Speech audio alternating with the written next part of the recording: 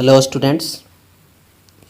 Previous video में मैंने कहा था कि पी ब्लॉक एलिमेंट्स समाप्त हो चुका है और हम लोग अगले वीडियो से ऑर्गेनिक केमिस्ट्री क्लास 12th का स्टार्ट करेंगे।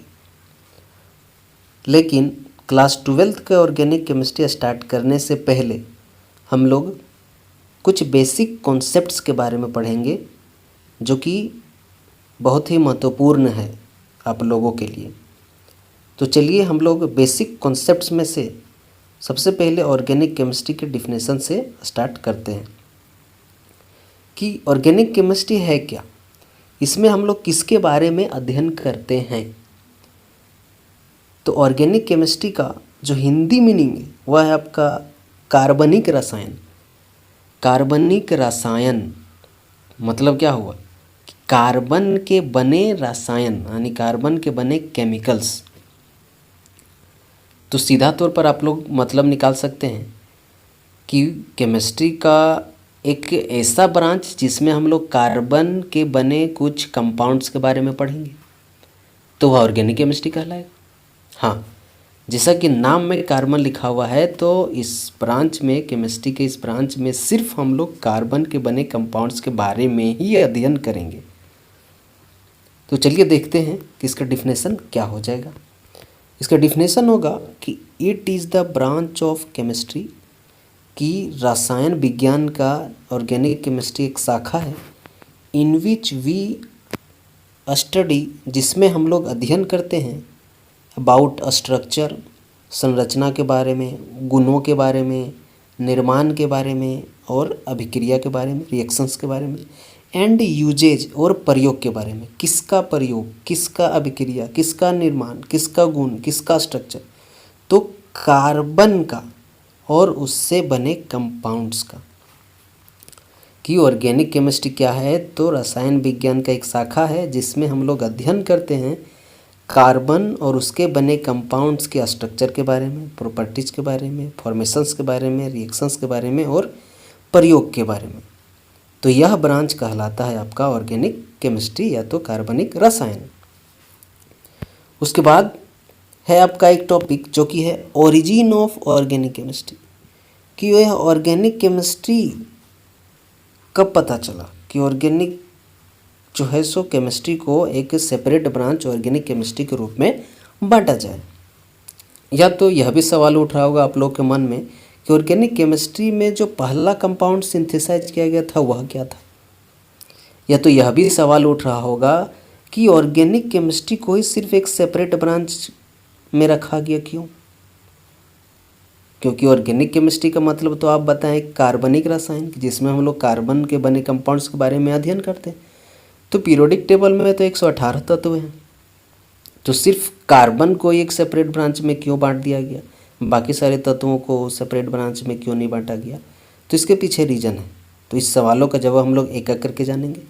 सबसे पहले हम लोग जानेंगे कि ऑर्गेनिक केमिस्ट्री को एक सेपरेट ब्रांच के रूप में क्यों बांटा गया। तो जैसा कि मैंने कहा, कार्बनिक रसायन यानी कार्बन के कंपाउंड्स के बारे में अध्ययन करते हैं। तो कार्बन के पास एक ऐसा खास गुण होता है जो कि पीरियोडिक टेबल के बाकी सारे तत्वों के पास होता है, लेकिन इतना कम होता है कि कार्बन से तुलना नहीं किया जा सकता है। अब वह गुण क्या है?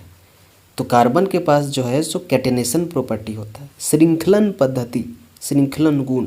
कहने का मतलब क्या होता है कि एक कार्बन हजारों कार्बन से जुड़कर एक लंबा चेन की भांति कंपाउंड बना सकता है।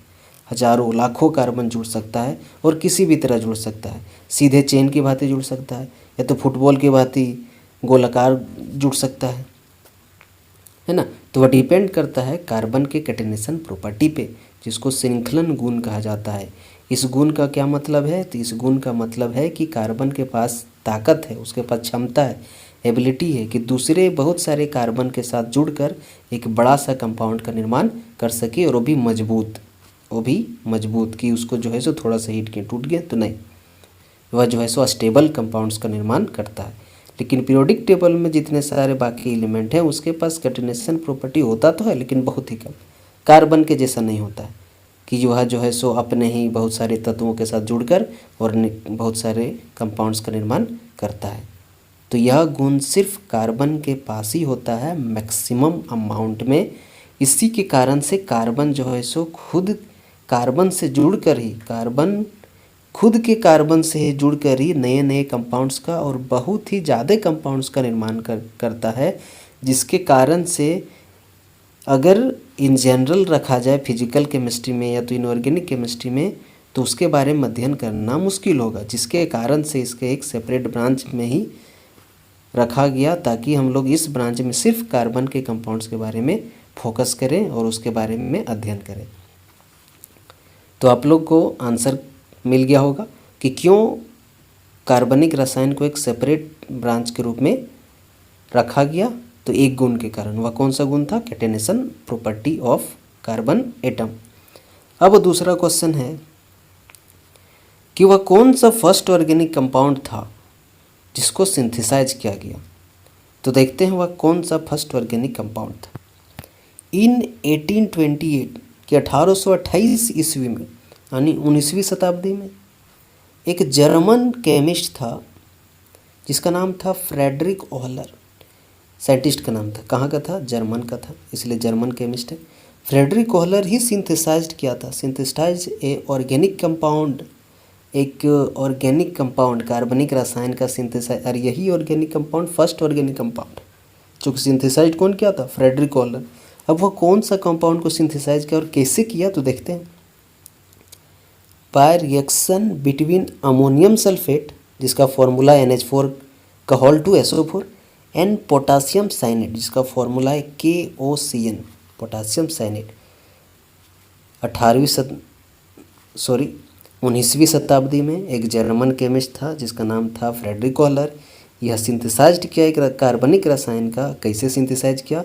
तो जब अमोनियम सल्फेट को पोटासियम साइनेट से मिलाया, अमोनियम सल्फेट को पोटासियम साइनेट से मिलाया तो एक कंपाउंड का निर्माण हुआ जिसका नाम है अमोनियम साइनेट, और एक कंपाउंड का निर्माण हुआ पोटासियम सल्फेट।